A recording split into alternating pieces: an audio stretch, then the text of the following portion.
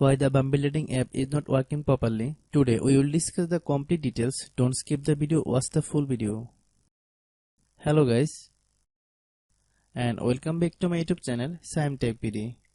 Today I will discuss how to fix Bumble app message from the other person are missing.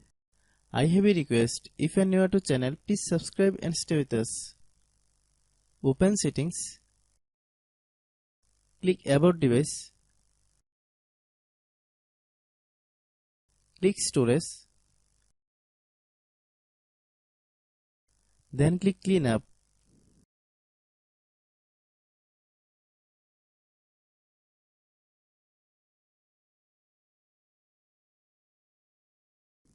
Click clean. Click back.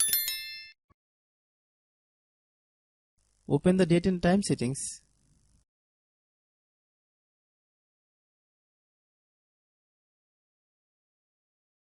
Tap set time automatically to reset time to whatever location you are currently at. Click back. Click apps. Click app management. Find Bumble app. Click Bumble app.